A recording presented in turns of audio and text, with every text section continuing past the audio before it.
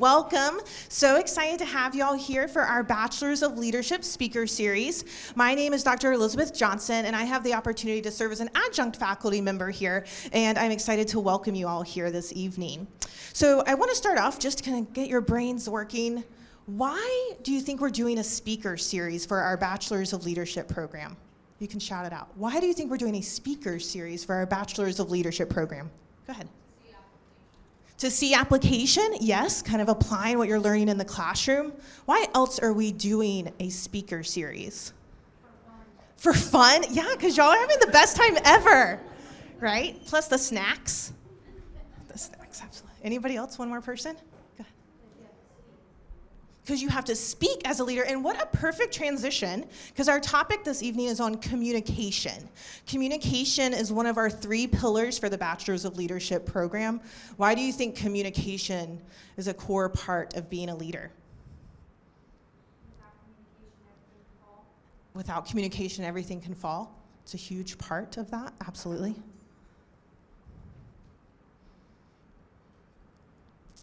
Go ahead in the back. Communication is about talking, it's about listening, it's about body language, it's all the things, absolutely. Building connections, absolutely.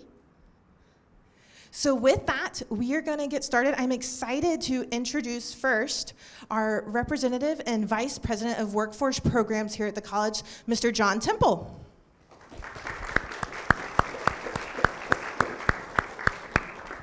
Thank you, Dr. Johnson. Thank you, everybody, for being here this evening. It's exciting to have our first speaker series event for this fall. And our leadership degree at Lake-Sumter State College serves to equip you with several things. And Dr. Johnson was mentioning a few.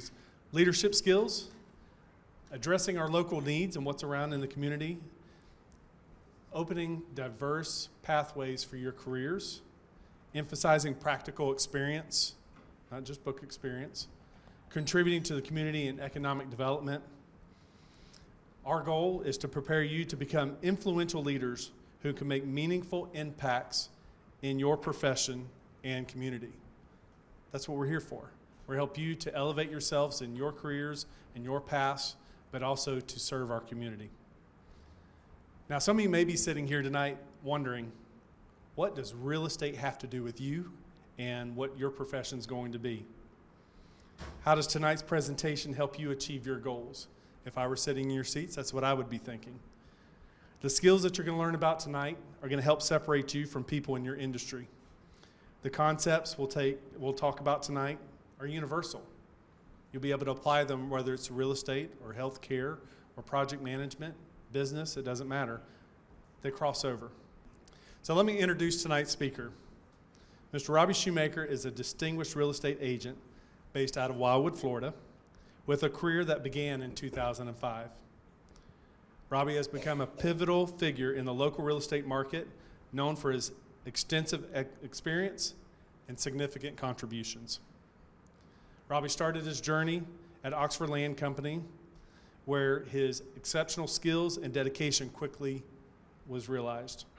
For 8 consecutive years, he was recognized as the company's top sales agent. That is a testament to his skill, but also his commitment to excellence. In 2014, he leveraged that experience and his vision, and Robbie founded Flamingo Real Estate Management. This entrepreneurial venture allowed him to build a highly regarded firm, reflecting his deep understanding of the real estate landscape and his desire to offer unparalleled service. Real estate can be volatile. And during the market, when the economic downturn occurred, the importance of adaptability and Robbie's ability to navigate these challenges further solidified his place in the market. His reputation as a knowledgeable and resilient entrepreneur was set. Beyond his professional achievements, Robbie is deeply committed to the community and service. He has held leadership roles as chairman of the Florida Commercial Brokers Network and the past president of Wildwood Rotary Club. He currently serves on the board of Habitat for Humanity for Lake and Sumter County, and he is also the Realtors Association of Lake and Sumter County's director. His dedication to his craft and his community is evident, and we're excited to have him here this evening. So at this time, let's welcome Mr. Robbie Shoemaker up to speak.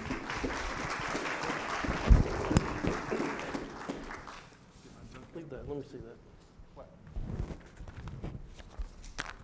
I might use this. Use it against you. Well, good evening. How's everybody doing? Somebody said they wanted to have fun. I don't know what type of lifestyle you have, but we might have a different idea of fun. But no, I want to have fun tonight. I want it to be a good time. I want to walk away that we learned something. I want it to be valuable to you. So the first thing that I'll say tonight, and you've probably heard this before, but eat the fish and spit out the bones. Anybody ever heard that? Okay. So some things that I'll say will probably apply to you, and some things won't, and that's okay. Eat the fish and spit out the bones. But good evening. Thank you for that eloquent introduction. I'm not sure who that guy is, but I'm Robbie Shoemaker. I am an alumni of LSCC, but not a graduate, and I'll touch on that in a little bit. You know, this place had a nickname when I was here, and it was called Harvard on the Highway. Anybody remember that? You remember that? Way back in the day. It was called Harvard on the Highway, where CFCC, we called it Can't Fail Community College. So in my last semester here, I failed Professor Tom Keefe's class, math class. I say that he failed me, but the jury is still out on that one. But I want you to know this evening that if I can be a failure and be successful, you can be a failure too, okay? So you can succeed. But in all seriousness, I loved you. I loved your class. What was the first year that you taught? Was it 94, maybe? It was 94. You passed that one.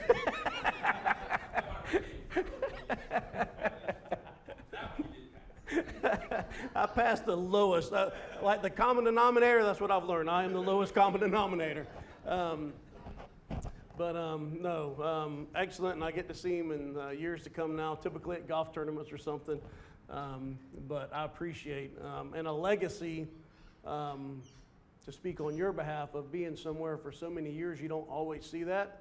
So a first point that I'll jump to real quick, and I'm already going way off my notes, that people always jump, especially in real estate. People always jump. They always jump for that, you know, they get that 0.5% commission better somewhere else, whatever it is.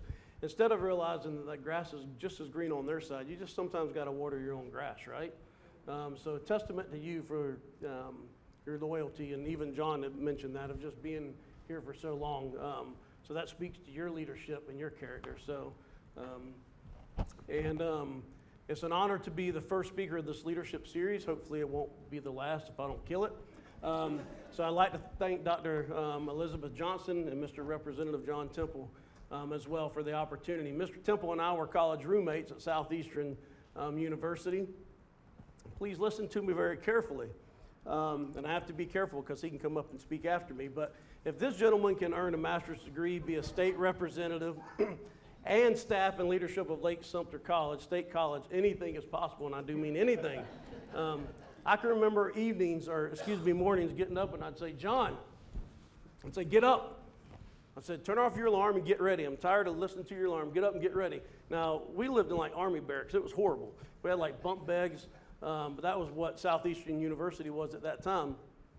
And I'd say, get ready. I'd say, hey, you need to go to class. And he said, I'm not going to class today. I said, John, you haven't been to class all week. You need to go to class today. So to a testament of this guy, the amount of hours that he has put in, because I watched it later on in life with his family, with his kids, and going and getting his master's degree, and the amount of time and effort and the hours that you have put in, the amount of time and effort and hours of campaigning that you have put in is a testament to your work ethic. And so I applaud you for that. So it's amazing. So let's jump in. Have you ever heard that song that everyone wants to go to heaven, but no one wants to die? Anybody ever heard that? Yes? No? Y'all got to talk to me. Somebody said we want to have fun, so y'all talk to me. Everybody wants to go to heaven, but nobody wants to die. Everybody wants to be successful in business, but nobody wants to work. Nobody wants to have the work ethic. And I don't know where the work ethic has gone over the years, but man, it is difficult to find work ethic these days. And you guys have the most amount of opportunity than anybody in the world, than any other generation that has come before you, before us. I know that we had different generations here, but in the present time that we're speaking right now, there's not a one of us that can't get an answer to a question within seconds. Something that used to take months or weeks, sometimes even longer to get an answer to, we can have it in 1 second just like that. And so for somebody to tell me that there's not opportunity, for somebody to tell me that they can't make it today, I find that very hard to believe, and that probably just boils down to, well, you're just probably not that much hard of a worker. And you guys have got to have the work ethic, you've got to have the drive to accomplish whatever you want to in life. Bare minimum getting into real estate, okay? If you're going to be a successful business owner, this would be my suggestion, and this isn't just real estate, but any successful business or business person. Bare minimum, I would suggest, is 60 hours per week. So we recently had something, and we had an opportunity to land a large development that we're going to be building out. One of the largest opportunities that we've had, and I've had to ask agents all to go in to be a part of this thing. And we had a time frame of when agents are supposed to be there, and we wanted them to be present every single day because anybody can walk through the doors, and we want to be able to sell them a home or something, okay? And one of the agents piped up and they said, man, 9 hours is kind of a long day. And my head almost exploded. I could not believe that the opportunity that was given versus looking at what it had to take to be successful. You've got to be willing to put in the work ethic, and you've got to have the drive, and you've got to have the hustle. I will take any day, I will take somebody that has hustle over academics. I've met some of the smartest people in the world that don't have any hustle or drive, and they can tell me about all their degrees that they have hanging on their wall, but they've not accomplished anything in life. And that's very frustrating because they have the ability and they have the talent. Contrary to that, if you couple your academics and what you're doing here right now at this school, and you tie that to your work ethic and your hustle, nobody can stop you. You will be able to accomplish anything that you want to, and you will be successful in anything that you do. But you got to have both. One without the other doesn't work as well, but I'll tell you all day, every day on Sunday, that I will take the hustle over the smarts. You've got to have the hustle, and you've got to have the drive, and you've got to have the work ethic to be successful in anything that you do. So everyone wants to go to heaven, but no one wants to die. Nobody wants to work. There's a biblical principle, and you'll hear some of this because I'm an associate pastor. In my past life, I was an ordained minister. The harvest is plentiful, but the workers are few. Anybody ever heard that? Okay, so if related to business, the harvest is plentiful. The work is out there. Anything and everything that you want to do. And in 2 seconds, again, you can pull it up, and it's right here, and you got answers to it. And if you don't even know, just ask ChatGPT. Just ask AI anymore. They can do everything for you. With this, I purposely did not do anything on ChatGPT. I did not do anything on AI because I wanted it to come from me. Now, that might be good or bad at the end of this. We'll see. But I didn't want it to be tainted. I didn't want it somebody else's words or somebody to manipulate what I was saying. I wanted it to be something that came from me, something that was hopefully real, something that is true of what the workforce is and what the world is like and what it's like in building a business today.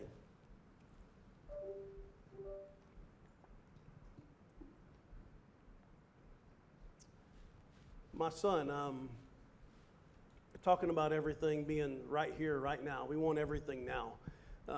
We're not very patient people. Who in here is a really patient person? You consider yourself very patient? Okay, you're all lying. No, I'm kidding. So everything is now. I don't know what's happened to me in the last couple months, but if I go through a drive-through, do not get behind me because you're going to be there forever because they're not going to get my order right and I'm going to get stuck. In fact, this Chick-fil-A over here, I probably shouldn't be telling this. I love Chick-fil-A. And I guess I'm not a patient person. I guess I'm telling on myself. I was in that line, and usually I just do pickup, right? Because I know I don't want to get stuck in that line. Even though I order ahead, I know that person in front of me is not going to order ahead, and I'm going to be stuck in line. Well, I got stuck over there at Chick-fil-A, And I don't know what is next door, but I got a pretty big truck. I jumped that curb after I got my food, and I went, it's like, whoo, don't get in front of me, don't meet me on the road. But I got out of that place because I do not have the patience. I could not stand it. I had to get out. We want everything now. So my son recently has been saying, I tell him clean up his room. Oh, that takes so long. I don't want to do it. I don't want to do this. I don't want to do that. Everything is so difficult, it seems like. And it got me thinking about the further generations have gone down. And it got me thinking about, he says everything's so hard, everything takes so long because he's used to everything being right now. Okay? Your master's degree, you didn't get it overnight. You didn't become a professor overnight. Y'all have had to put in the time and the effort and the work. Dr. Johnson, you didn't just get this thing done in just a few days. It took you weeks, it took you years. It took a lot of hard work to get where you're at today. And we get stuck in this thing that we want everything right now, and we think we deserve it right now. If you're going to be successful, you have got to have patience. If you're going to be successful, you're going to have to put in the hard work. You're going to have to put in the time and the effort to make it, and you will be successful. I told my son, I had to pull him aside, and I said, listen, son, I said, if you're going to be successful in life, there's going to be a lot of things that are going to be hard, and there's going to be a lot of things that are going to take a long time to develop and to get good at. And you're going to have to be willing to put in the time and the effort. But I've got to start that right now when he's 6 years old. And I got to start inputting that into him so that he'll be successful in years to come and not just think everything is a right now. Everybody agree with that? Everybody wants to take a picture and flood social media so it appears that they're successful. They're putting a facade out there. Everybody agree? You understand? You're laughing? But when you look at the numbers, there's no proof in the pudding. It's frustrating. Us real estate agents do it all the time. You list a house, you do this, you do that, and you look like you're very successful and you're accomplishing all these things. And every now and then I'll go into our database and I can look up anybody and I can see just how many homes that they sold. I can see how many land deals they've done. And I look at it and I go, somebody quoted a thing the other day on Facebook, and I thought, I'm going to look this guy up. I don't know who he is, but I just thought, I'll look him up. I think it's in the last 2 years, 3 years, he did like 2 transactions. I can do 2 transactions in my sleep. And he's putting it out there as if he's so successful, and I'm not beating him up on that. It's just the fact that you're putting something out there that isn't true, okay?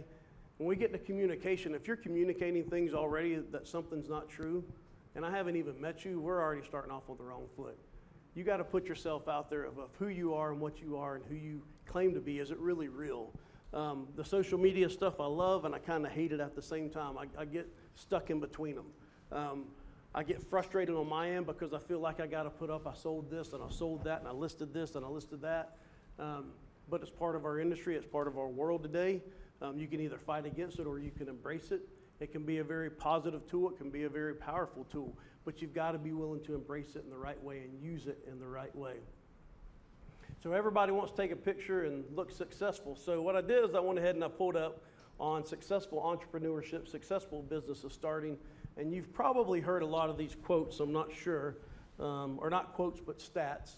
But about 90% of startups fail. That's pretty rough to say, hey, I want to start a business. 10% of startups fail within the first year. Across all industries, startup failure rates seem to be close to the same. Failure is most common for startups during years 2 through 5, with 70% falling into this category. This year was our 10th year in business, so I'm happy to say that we've made it for 10 years. We beat most of these things. Hopefully they don't go 10 years out. The number one reason why startups fail is due to misreading market demand. This is found in 42% of cases. Not understanding your market, not communicating properly.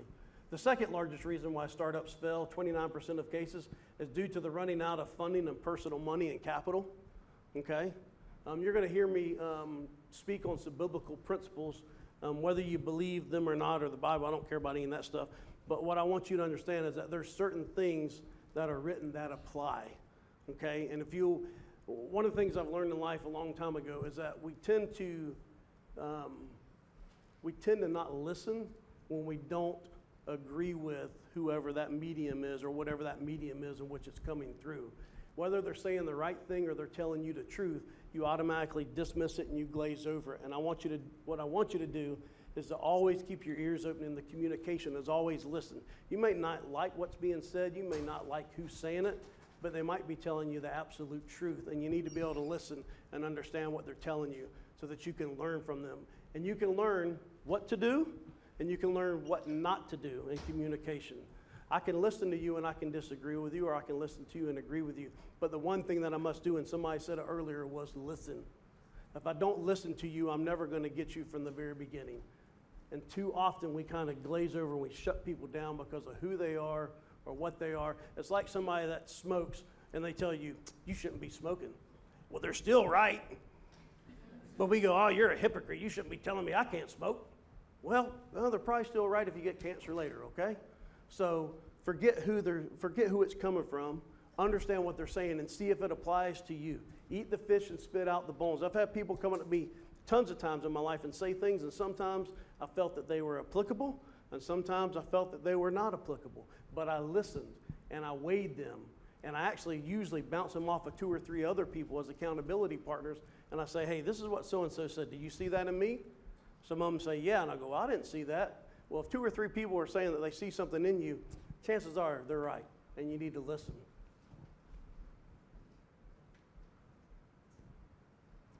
This ties us into the wants versus the needs of a startup business. You better know what it takes for your business to succeed, and you better know what you're selling. It's not going to be because you have the fanciest business cards, because you put koozies and pins in all the swag bags. You need to be lean and mean when you start your business. So this is my wife, Jamie. She doesn't want me to point her out, but I say that because we built the business together. I don't want it to be that I just built it. No. She built 90% of the business, and I was probably 10% of the business, and I get to stand up here and act like I did everything. But that's the difference in our personality. She did a lot of the back-end stuff, and I did a lot of the stuff that was out front. I was a salesman. She was the one that held it all together. So one of the best quotes, do you want to speak to the man in charge, or do you want to speak to the woman who knows what's going on? Men, you need to remember that quote. Somebody said amen. Did I hear that? We're having church. Too often, though, people building their businesses, they don't keep the main thing the main thing. So if you're going to succeed in whatever you're doing, keep the main thing the main thing. You know, we like to have those fancy business cards and the swag bags and all this, and that's fine. If you got the money to do it, then do it. But one of the quotes that I just read is that people fail because of not having enough capital. When we started our business, we started it with no debt, and basically, virtually, we've never had any debt with our business. But we went really, really lean and mean. I mean, our office was so small, people didn't even know we were there. I had to stand out and twirl signs just to get people in the driveway. So you got to do what you got to do. That's not true. Don't think that. But know your audience and what you are selling. Know your audience, okay, and what you're selling. If you can couple those two things together, then you're way ahead. If you were to ask me, and tonight's going to be a little bit of a smorgasbord, you're going to get a lot of stuff. So jot down again, eat the fish, spit out the bones. If you were to ask me if I was a salesman, I'd tell you in a heartbeat, I'm not a salesman, but that's exactly what I am. My family, if I go back through the ranks, we were car salesmen. Well, I don't like that. I don't like to be called a car salesman. But we were salesmen. I don't consider myself a good salesman. The reason I say that is because I don't really think I can talk you out of where you're at and get you to go do something else. To me, that's a good salesman.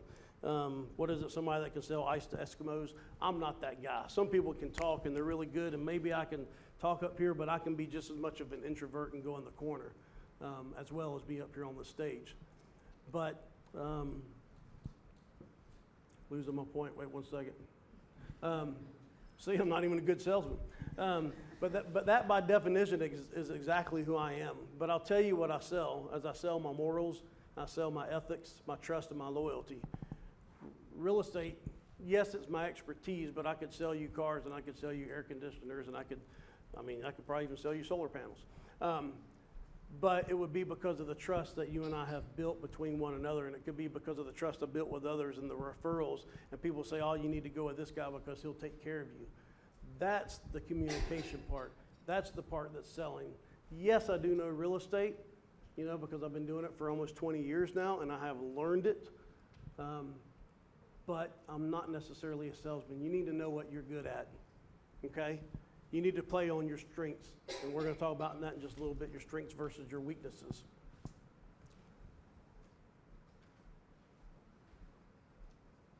Two things you're selling. You're selling yourself. Okay, every time I go to a listing agreement or a listing appointment, I have to sell myself. They don't know who I am. I'm going to sit down with them. Maybe they've heard some stuff, maybe they haven't. Let's assume it's not a referral. So I'm having to sit down with somebody, and I'm having to, one, sell myself, and then I'm having to sell them my expertise in the business of real estate. Okay, so I've got two goals that I have to accomplish. In doing that, and this is very important, I want y'all to understand this, you have to know what you're worth. To know your worth is to know how much value you bring to the table. That is very important. Do you know your product and your business better than anyone else? Are you the absolute best? Do you provide the best service, the best knowledge compared to your competitors? What value do you place on yourself, because that will help you know what you should be doing. It also helps you know how much to ask for.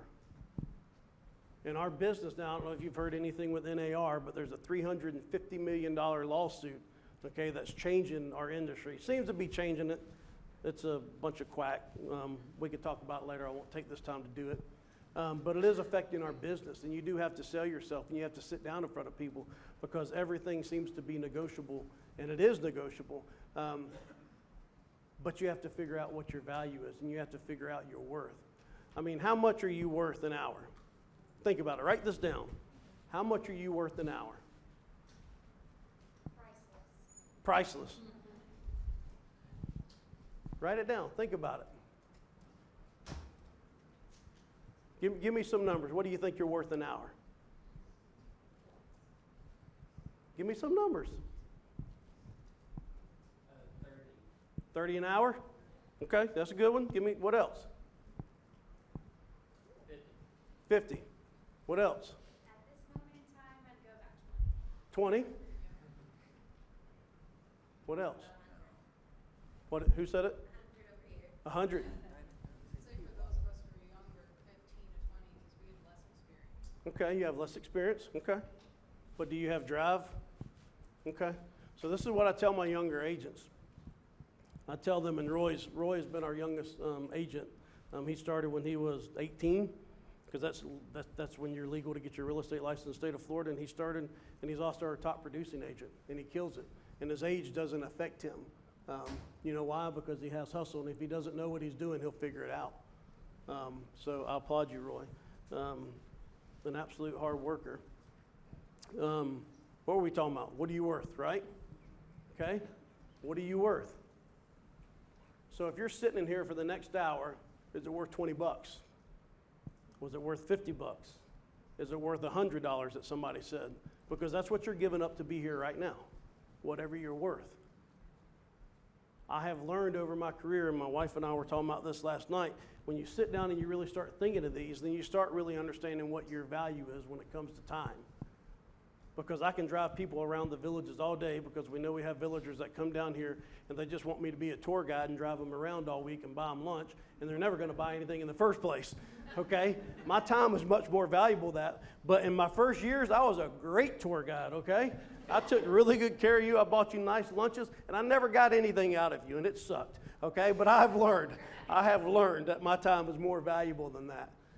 But once you begin to be in business, you start learning, okay, maybe you're worth $100 an hour, but it might be $200 an hour, $400, $500, it might be $1,000 an hour. I know people that their time is worth every bit of probably $4,000 or $5,000 an hour. So when I sit with them, it is very important that I know what I'm sitting there for, and I have my point to get across, because I know that their time is valuable. But I understand, I know what they're worth, and I want you to understand what you're worth. You need to understand your value, because when you understand your value, then you can convey that to other people. And then somebody says, hey, I want you to come do this and list my house, and I want you to do it for 1%. No, doesn't mean that I'm too good for it, okay? Don't misunderstand this. It's not that I'm too good for it, but I'm too valuable for it, because I can spend my time somewhere else doing something else, okay, that's more valuable. So understand that. Know what your value is. Colossians 3:23, it says, whatever you do, work at it with all of your heart. Give your absolute best. Give your absolute best in everything that you're doing. This is a perfect setting. Are you here just because you're going to get that credit? You're going to make sure that you sign in so that you just get that credit? Or are you here because you really want to be here? If you knew I was speaking, you're like, I wouldn't have came. No. I get it. I probably shouldn't say this. I'll say it anyways. I can't stand when people half-ass it.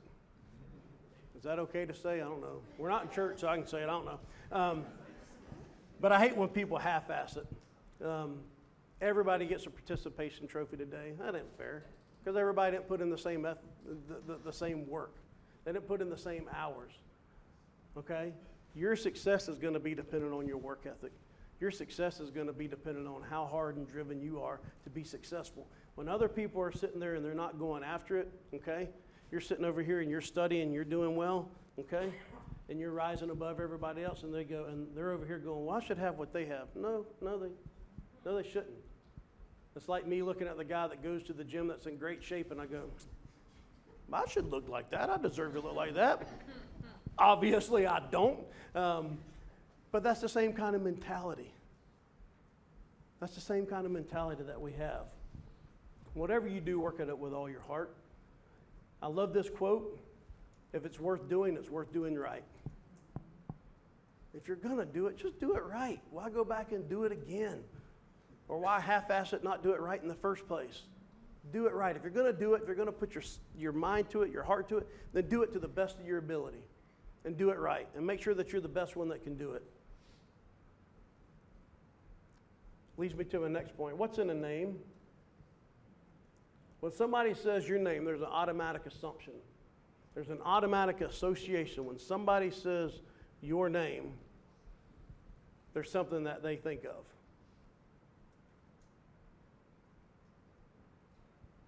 When I think of Keith, he failed me. That's what I think of. That's what I always think of. No, I'm kidding. Wouldn't it depend on who you met and what you're doing? For how they would resemble your name? But it's also the perception of what other people are already saying. So when somebody says something, typically there's already an association. There's already a thought that goes with that person. So they're going to say, you know what? That joker is loyal. He's loyal. They're going to say he's a hard worker. Or they're going to say, he half-assets. Right? Or they're going to say, no, he shows up early. He goes home late. She shows up early. She goes home late. She'll do whatever you ask her to do. Nothing is above her. Nothing is below her. I promise you, anybody that says your name in a setting, in a community setting, when somebody says your name, they think of something. And I want you to know that your name is something powerful. Your last name means something. Your first name means something. When somebody says your name, like what is associated with that? I can tell you what's associated with. It's associated with whoever you are. It's a reflection of who you are and what you have put out there. And either you're the absolute best. You know, I can think of things, I can tell you even in our industry, people would say names and they go, oh yeah, they list everything and they list it way overpriced. It'll never sell. I don't even know the person and people are already telling me about them that way. Versus they tell you about other people and say, oh man, they're genuine, you know, they'll get it done, they'll work hard, they'll make sure that you get the best service. But things are always associated with your name. In the old days, everybody had penmanship, and this is even going back before my time, but penmanship. And the way that you wrote your name meant something. You didn't just scribble. You can't read my name. If you asked me for my autograph, not that you would, but if you did, and I scribbled it, you would never be able to, you'd never go, oh, that's so-and-so. You'd never be able to read it. My dad, oh my gosh, his penmanship is absolutely amazing. He would have a ledger, because he was a car salesman. He'd have a ledger, and everything was handwritten in there. And you would look in there, and you would open that thing, and there was never a smudge mark. There was never nothing. Because when his name went out, when he signed something, and people saw that, your signature meant something. That's kind of gone away today with technology a little bit, okay? But your name still means something. When people say your name, it defines who you are. It's your character. It's who you are.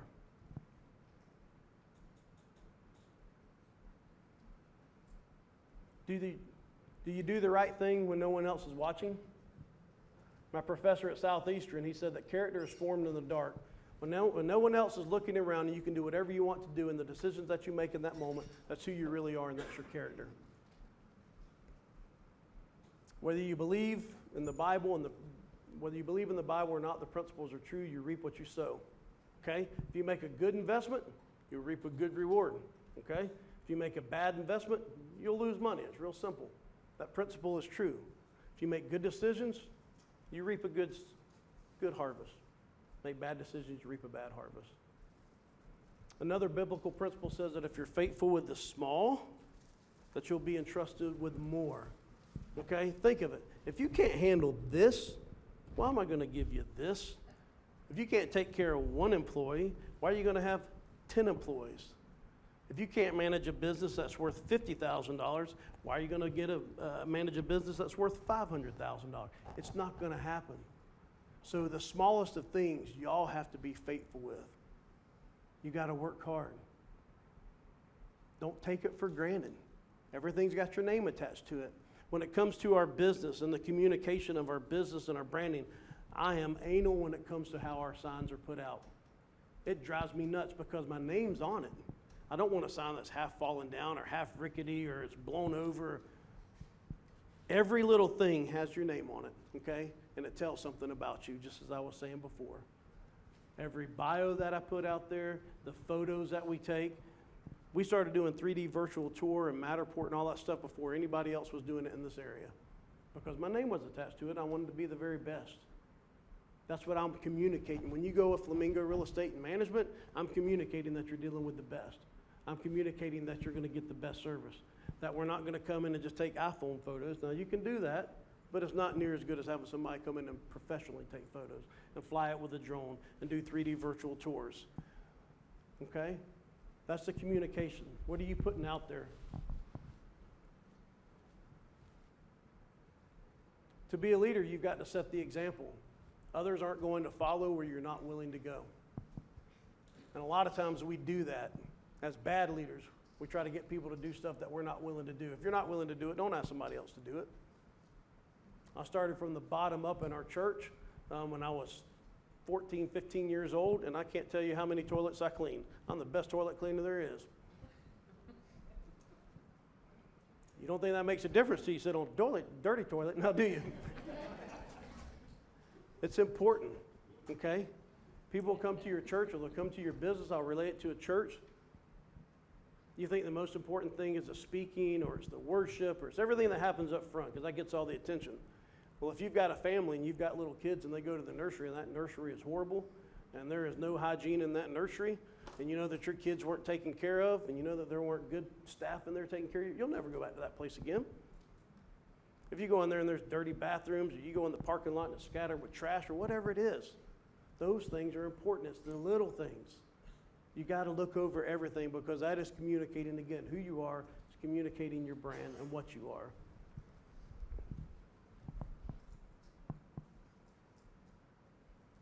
And let me be honest, to be a follower is a lot easier than being a leader. You guys are in here for leadership. You're looking to move up the ranks. You're looking to start your own businesses. You're looking to move up where you are now. It's a lot easier just to go with the flow. It's a lot easier to just not make any ripples or waves. Okay? But sometimes you got to go against the grain. Sometimes when somebody's telling you to do something that's not right, the right thing is to do the right thing. You've got to go against the grain sometimes. You guys are the future leadership. You're in your businesses now. Make a difference. You just want to kind of just be the same person that's there and you're just looked over.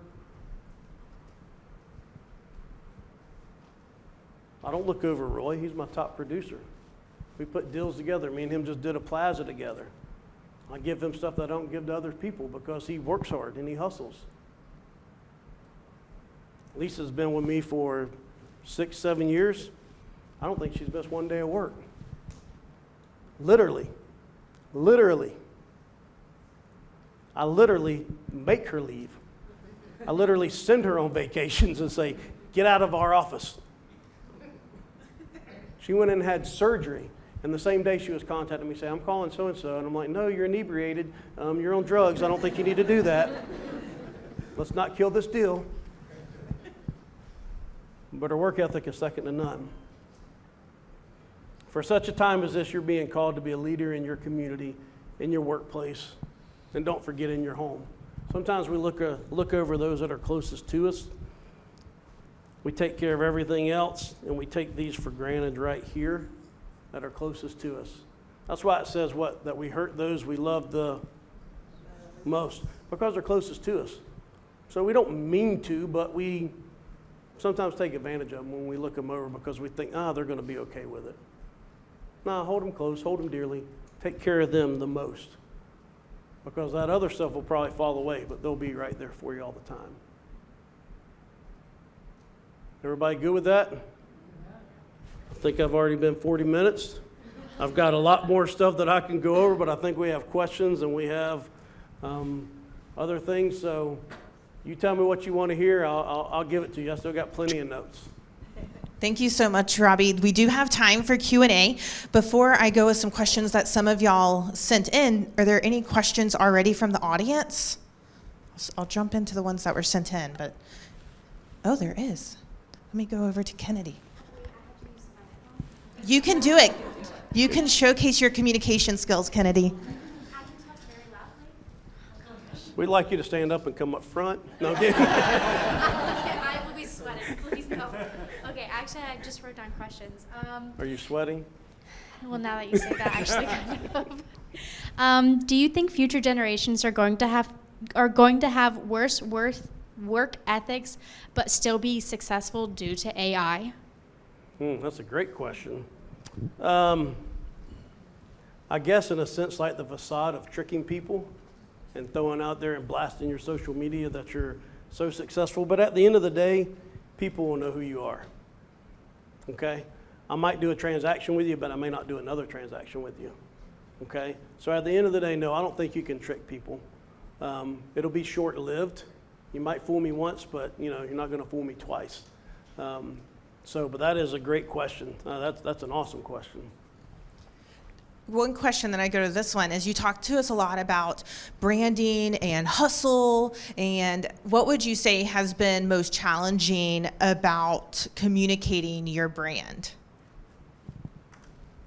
Consistency. And I think that's with everything. Why is McDonald's successful? Whether you like them or not, but they're consistent because it doesn't matter wherever you go in the world, you're going to get the same thing. So the consistency, I think, is the hardest thing in anything in life and who we are as people. It's just consistency in delivering that same message and that same brand. I might be consistent for 6 days, but you might catch me on that 7th day, and I might just ruin it, But it's that one day that I ruin it that it takes me another 6 to get back. But that consistency is tough. Thanks.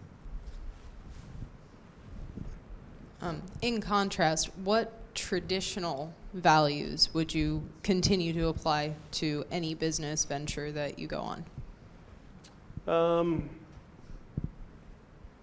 Traditional values to me is honesty, being truthful, hard work ethic, all that stuff that I've been saying I think ties into that. But you just got to be honest and you got to be truthful, especially when you're going into partnerships with people or you're doing stuff in business. Partnerships are difficult. People get in with an assumption of something and then they realize that it's not all what it was quacked up to be. And so that can be difficult, but I mean, your honesty and truthfulness, that remains the same forever. Robbie, you've highlighted some of your team that is here this evening, and one of the questions we received from our students ahead of time was, as your business has grown, what have you learned about managing employees? So that is probably one of my biggest weaknesses, okay, is that I'm a people pleaser, and I learned that a long time ago. And there's probably some people pleasers in here.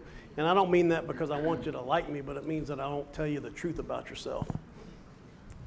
If you press me 2 or 3 times, I'll finally tell you the truth about yourself.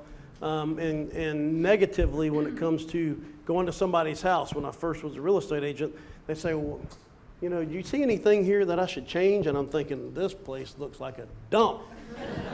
But I would go, it looks great. You know, it looks wonderful. Now I've learned, okay, you want the highest price on the market, okay? You want $1 million, then it needs to look like $1 million listing. I have gotten over that, but that is a struggle for me. That is a big weakness of mine, managing people and holding them accountable. That's tough for me. Even though I know what they should be doing, anybody remember, what's the sign on my desk say? It says something about being the boss and I know what you should be doing. I probably don't tell you what you should be doing, but I know what you should be doing. But it takes a little bit for me to press. And to, I don't mean it to be honest with people, but it's hard for me to do that. But I have gotten better at it, but I'm not great at it by any means. Sorry, I'm kind of in the middle. No, that's okay. My question was about like feelings of failure when you started your business or throughout your business, and how you kind of dealt with those like momentary failures, whether they were small or, you know, feeling larger. So yeah. Okay. I deal with failures every day. It's tough. And I think that's the peaks and the troughs of any, I don't care what it is that you do. Again, the grass is not greener on the other side, just water the grass on your side.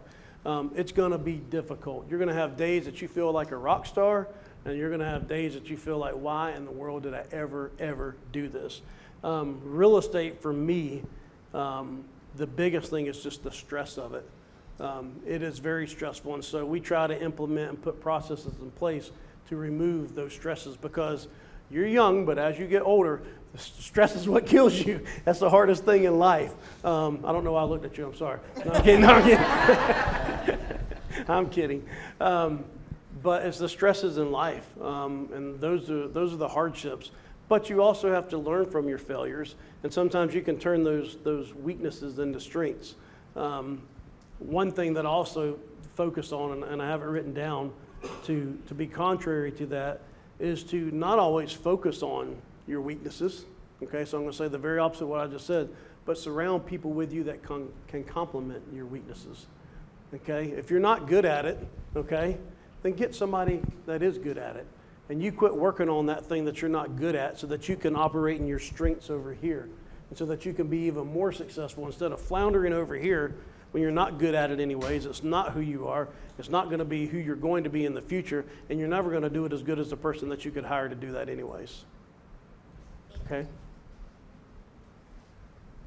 Coming up to the top.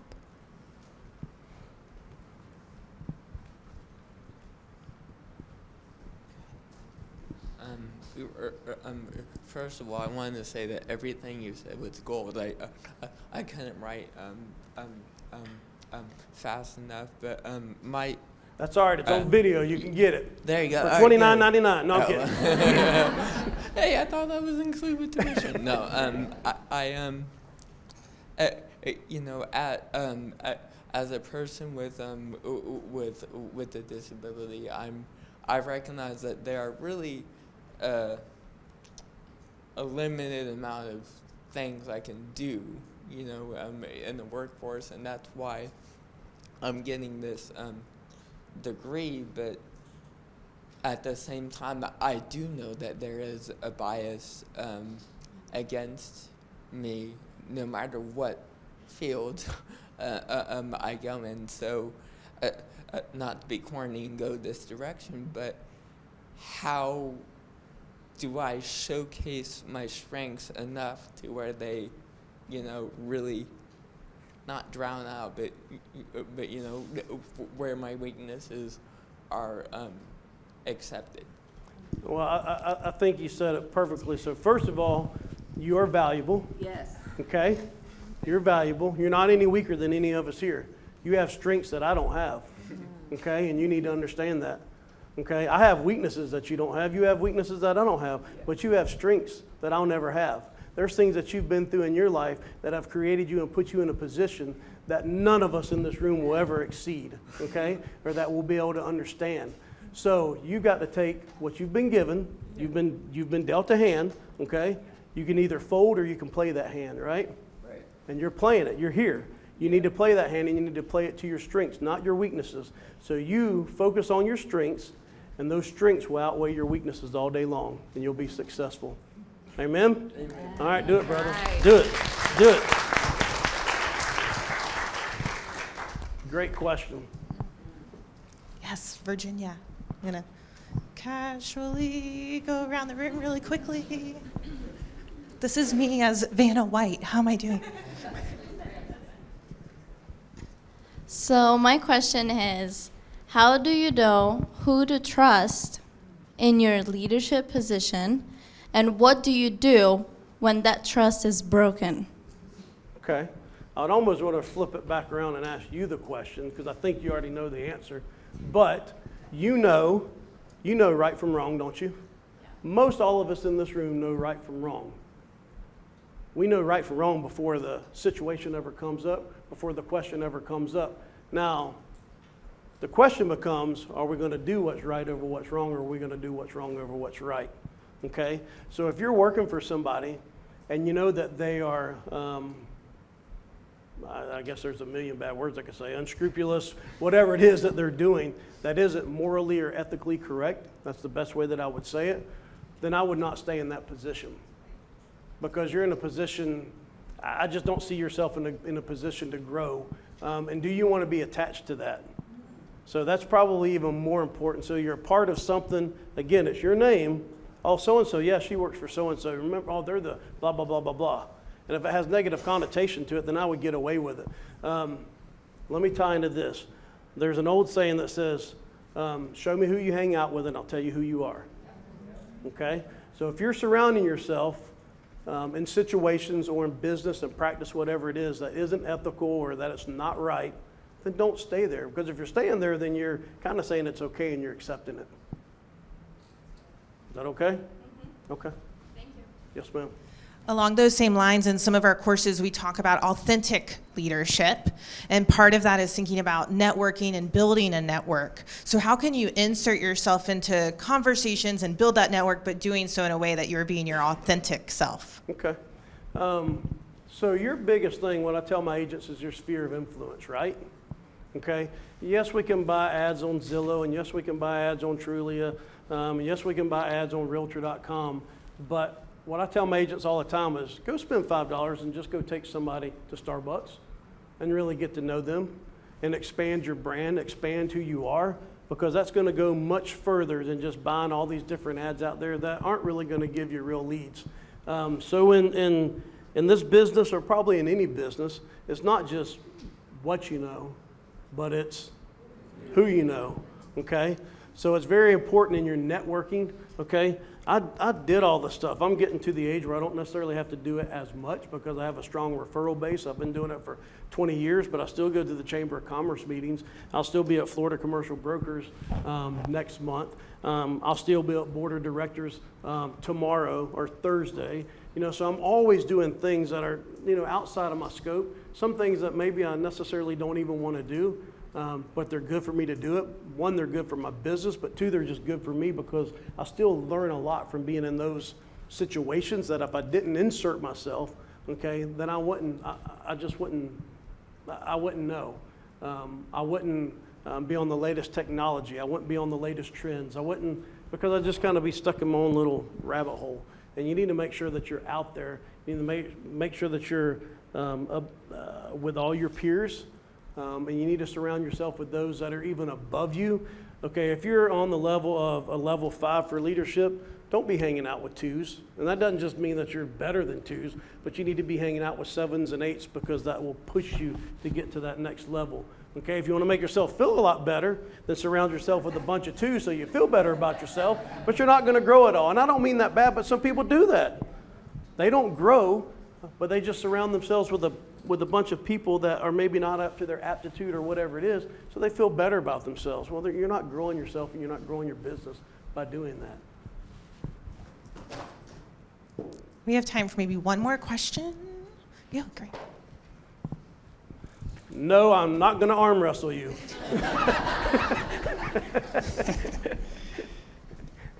You said something earlier, too, about how to know your worth, but then I'll say you bothered me a little bit with the fact that you know what your worth is, but where you started, my question would be, how do you stay humble enough to say that you're not going to take that because it's not worth your time, but knowing where you come from to be where you're at currently, to keep the people to refer you based on where you came from? Like, Right. how do you separate the two? Because obviously to know what you're worth currently and what your time is and how valuable it is, to take my house and want to sell it, it wouldn't be worth your time. But how to keep me interested in saying that I want to refer you to people who I know are going to value your time. Right. Good question. So remember that I stated in that. Doesn't mean that I'm better than. Okay, so that's the most important thing.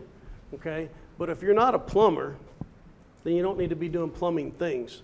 Now I can tell you when I sold houses before, I would go in and I would reset sinks and I would do plumbing. I shouldn't have been doing it because it made me liable for it. Plus, I wasn't accredited for it and I wasn't licensed for it. But to get a deal done, I would be doing those things. But that wasn't where I was most valuable at. So when I got started in real estate, they called me the mobile home king because nobody in our office wanted to do mobile homes at that time. Okay?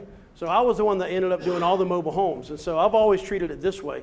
I don't mind listing something that's on a lower scale because you never know what's coming after it. And you take care of the people, okay? But I've also got to a place now in my business where I have a team that some of that stuff it's better for me to hand off because you can only do so much, okay? And so one of the points that I had, and maybe this will help bring understanding to it, is that in order to go up, you have to give up, okay? That's a John Maxwell principle. In order to go up, you have to give up. You can't keep continuing to do everything. As you grow as a leader, I can trust me, I still clean toilets at my office, okay? But that's not where I'm most profitable at, as cleaning toilets. Does it mean that I'm better than that? No, it doesn't mean that. It just means that I'm the person that does clean my toilets. They can't sell a commercial building for $5 million because they're not licensed. They don't have the expertise to it, okay? So yes, I can do the things that they're doing, but they can't do the things that I'm doing. Does that bring any clarity to that? Doesn't make me better than by any means. Like I said, I was mobile home king, but you move to a position where you can only do so many things at a time, and you got to learn to hand those things off. I mean, there's just things that obviously you work out. You're a pretty big guy. You're still not lifting. You're not bench pressing. 45 pounds anymore. It's not because you're too good to bench press 45 pounds, but you're way past that. Doesn't make you better than that. And you might have a workout partner that you spot and do that, but that workout partner couldn't spot you. You could spot him, but they couldn't spot you, right? I think it's in the context of how you said it. Mm-hmm. And now that you basically, it makes sense as a leader. And that's the other part of where you said, I think if you're on a leadership level 5 versus leadership level 2, well, I think the 2 should want to be like you, but you have to train them to take your job, which is in the sense of what you've done as far as being the mobile home king. Right. You have a team now that you've built that have taken those situations from you because you're just moving up to bring them up with you. Right. And to make a point on that, mobile homes. So whether we are listing, forget mobile homes, but whether we're listing something for 100,000 or $1 million, okay, you're still doing a lot of the same things. One, you're earning more pay on than the other, but you're still having to do a lot of the same things. Does that make sense? Okay. But it's a matter of, okay, I can do this up here because it gets down to negotiation and tactics and a bunch of other stuff that you just learn through real estate, okay? There's things in my office that I won't let some agents do because they're not qualified yet to do them. And if they did it, they'd get in trouble and they'd probably lose their license, or I would get sued over it because they're just not in a position to do it yet. Now, as they grow, and they step up and they become a 3 and a 4 and a 5 and a 6 and the level that they go on, then they can do more and more and more and more. Roy, when he started out, he wasn't doing the shopping plaza that we just did and leasing out for commercial and learning commercial rates and price per square foot and having to deal with all the liability of that. He wasn't doing that. The joke was, I shouldn't say this, but the joke was people locally, they called me up because if you saw Roy when he started, Man, he had a baby face. He's like, so I got to grow this beard out. But when he started at 18, people would see, all the blasts on social media, Facebook, and he knows what I'm going to say, but they were like, are you running a sweatshop down there?